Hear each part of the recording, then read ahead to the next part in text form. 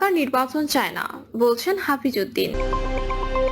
আগে সংস্কার পরে নির্বাচন বলছেন চরমোনাই পীর। সালিশের নামে 14 লাখ টাকা চাঁদা, জাপা নেতা গ্রেপ্তার।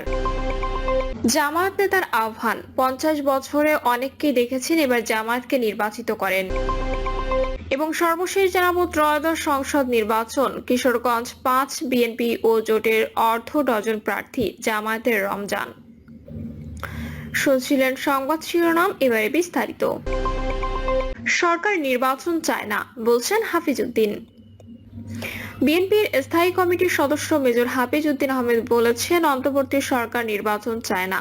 তিনি আরো বলেন, উপদেষ্টাদের আচরণ কথাবার্তা স্পষ্টভাবে প্রমাণ করে যে তারা গণতন্ত্রকে পূর্ণাঙ্গভাবে বিকশিত হতে দেবে না। তিনি বলেন, 17 বছর সংগ্রাম করলাম একটা সুষ্ঠু নির্বাচনের জন্য, কিন্তু নির্বাচনের তো কোনো নাম নিশানা দেখতে পাচ্ছি না। ওয়াকিবহাল ব্যক্তিরা বলছেন, আগামী 2, 3, 5 বছরের মধ্যে নির্বাচন হওয়ার কোনো সম্ভাবনা নেই। তার কারণ, বর্তমান সরকার নির্বাচন চায় না। তারা মুখে এটি বলে না, কিন্তু তাদের অঙ্গভঙ্গি, অন্যান্য কথাবার্তায়, উপদেষ্টাদের কথাবার্তায় আমাদের মনে প্রতীতি জন্মেছে যে এরা দেশের গণতন্ত্রকে আবার পূর্ণ মাত্রায় বিকশিত হওয়ার সুযোগ দেবে না। হাফিজউদ্দিন আহমেদ আরো বলেন, অধ্যাপক ইউনূস জগৎ বিখ্যাত ব্যক্তি, বিএনপি ওয়াদা করেছে তারা সবসময় তাকে সমর্থন দেবে। তবে গণতন্ত্রকে পুনর্বাসিত করার জন্য হাজারো শহীদের রক্তের প্রতি সম্মান জানিয়ে অবিলম্বে গণতান্ত্রিক ব্যবস্থা প্রবর্তন করা উচিত।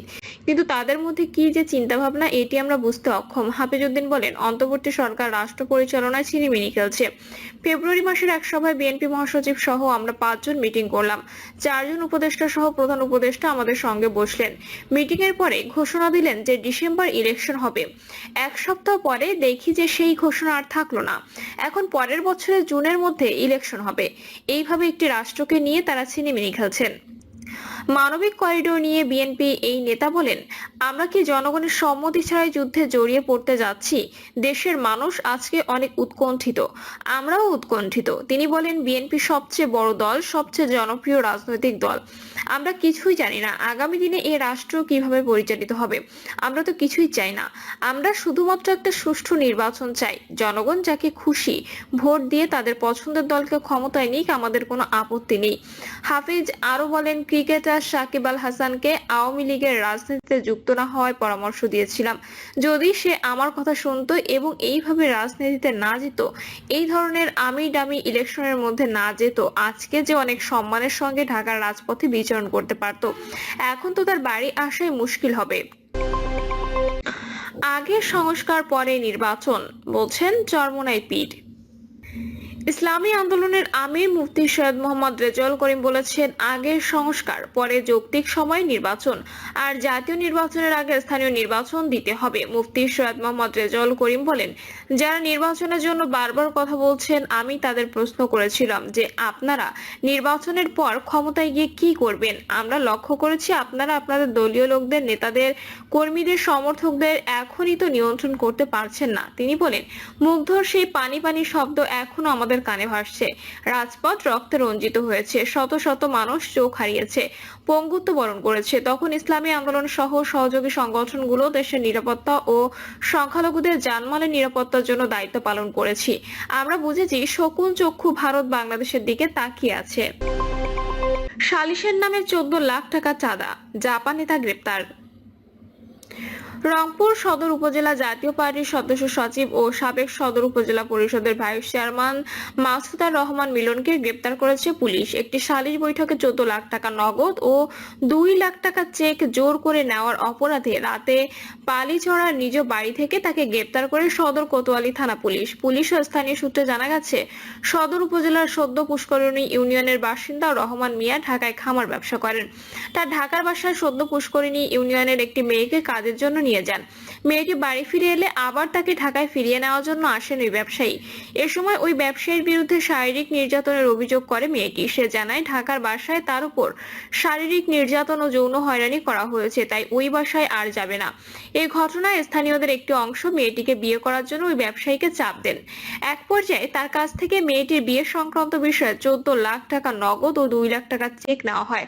সদ্য পুষ্করিণী ইউনিয়নের 1 নম্বর ওয়ার্ডের মেম্বার আনারুল ইসলাম, সাবেক সদর উপজেলা পরিষদের ভাইস চেয়ারম্যান মাসুদুর রহমান মিলন ও একজন বিএনপি নেতা মধ্যস্থতাকারী হিসেবে কাজ করেন। 2 লাখ টাকা চেকটি নিজের কাছে রাখেন সাবেক সদর উপজেলা পরিষদের ভাইস চেয়ারম্যান মাসুদুর রহমান মিলন। মেয়েটির পরিবারকে দেওয়া হয় 11 লাখ টাকা, ভাগ বটোয়ারা করা হয় কিছু টাকা। পরে টাকার ওই ব্যবসায়ী থানায় লিখিত অভিযোগ করেন। এর পরিপ্রেক্ষিতে গ্রেপ্তার করা হয় সাবেক সদর উপজেলা পরিষদের ভাইস চেয়ারম্যান মাসুদুর রহমান মিলনকে। রংপুর সদর কোতোয়ালি থানার ওসি অলিভ মাহমুদ জামান আসামিকে গ্রেপ্তারের পর আদালতে পাঠানো হয়েছে। জামায়াত নেতার আহ্বান, 50 বছরে অনেককেই দেখেছেন, এবার জামায়াতকে নির্বাচিত করেন। বাংলাদেশ জামায়াতে ইসলামীকে আগামী 5 বছরের জন্য ভোট দিয়ে নির্বাচিত করলে দেশের উন্নয়ন নিশ্চিত করা সম্ভব বলে মন্তব্য করেছেন দলটির কেন্দ্রীয় সাংগঠনিক সেক্রেটারি ও সহকারী অঞ্চল পরিচালক মোহাম্মদ দেলোয়ার হোসেন।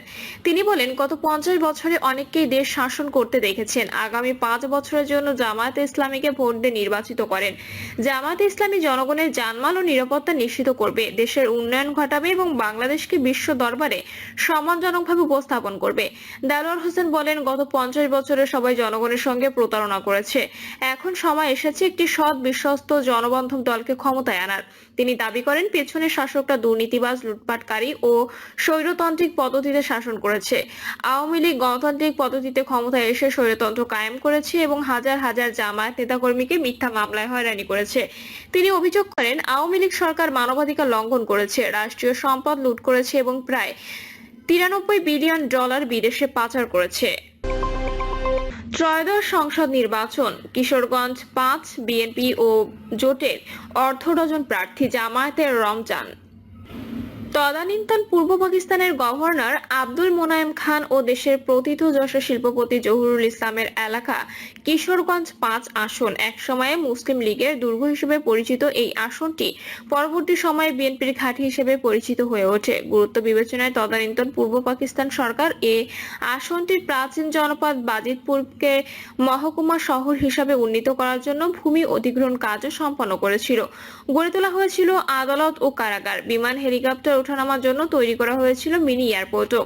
বর্তমানে এয়ারপোর্টটি তত্ত্বাবধান করছে বাংলাদেশ বিমান বাহিনী। সবকিছু মিলিয়ে এটি জেলার অত্যন্ত গুরুত্বপূর্ণ একটি আসন।